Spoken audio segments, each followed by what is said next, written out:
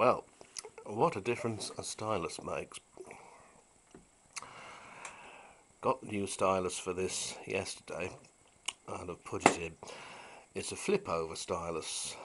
Now on some decks that would play 78s, you had an LPS and then a 78 tip on the other side. You used to flip them over. But as this one will only play LPs and 45s, I've got a diamond LP and single flip over. So when one wears out, you just flip it over and use the other side. And the strange thing is that it was cheaper to get that one, which is a proper diamond one, than it was to have another one with just the one tip as came off it before. It doesn't matter whether it's something really humble like a battery driven 9-volt Philips thing with no tone control even, or like this, a stereo from the 70s, or a music centre, or even an Amstrad tower system, or a top of the range thing like a JVC Bang & Olufsen Goldring Lenco, the list goes on, doesn't it? You can't ever have a decent enough stylus, because if you play your records with a duff stylus, the chances are it will bugger them up. And I can remember years ago now, my mother had always wanted a truly posh music centre, and what she ended up with was a Toshiba stack system, and the cassette, tuner, amplifier and record player were all Japanese, but the rack it sat in and the speakers too were made here. The speakers were actually three-way jobs made by Goodman's, and sometimes seen badged as Goodman's, but hers had Toshiba and were finished in rosewood like the cabinet. But I can always remember what happened. My mother had a great many quite valuable and rare classical records, LPs.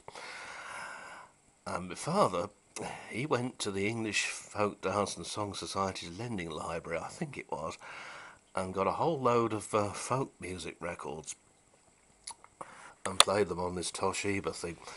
Well, it was all right. The sound was absolutely beautiful compared to the old. I think they had a Philips at the time, and it didn't have a very good sound on it, that one, I have to say. But I ended up with it myself in the end. I've still got it here somewhere. But, oh dear. Next time my mother went to play her classical records, she had a very keen ear for this sort of thing and knew something somewhere wasn't right with this Toshiba. So when she tried to play her classical records again, oh my God, she had a bloody conniption then, all right. They came through all fuzzy and tinny and crackly and everything else.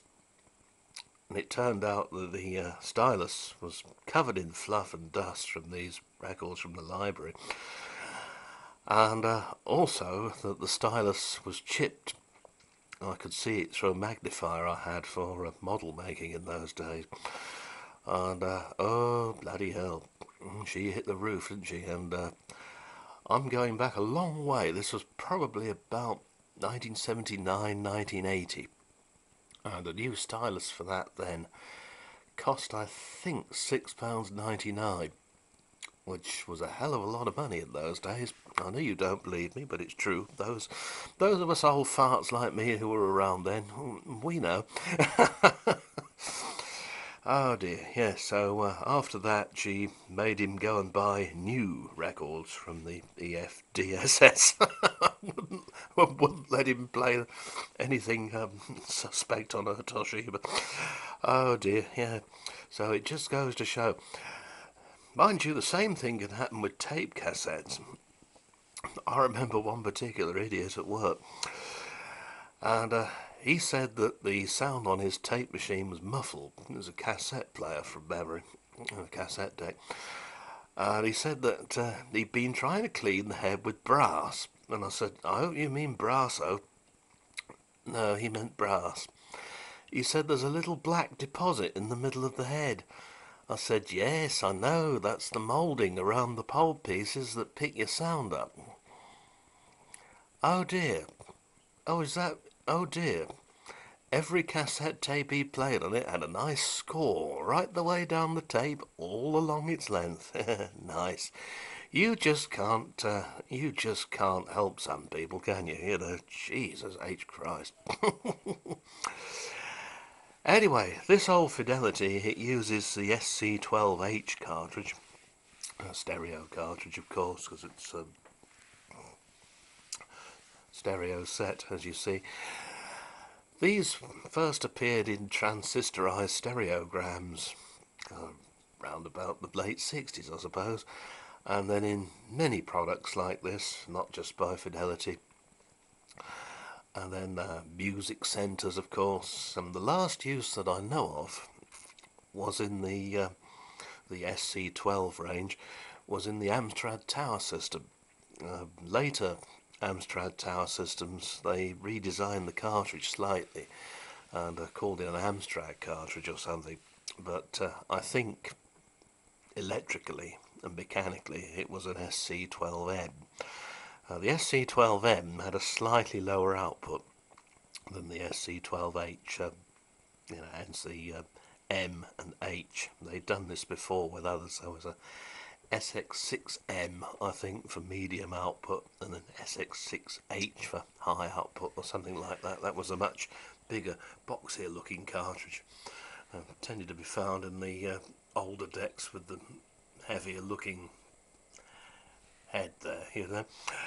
But this old thing, it only plays 33s and 45s, but you can see down there, there's a little hole in the arm mounting, and that's where on some models there'd be a lever sticking out so you could lift the tone arm more easily.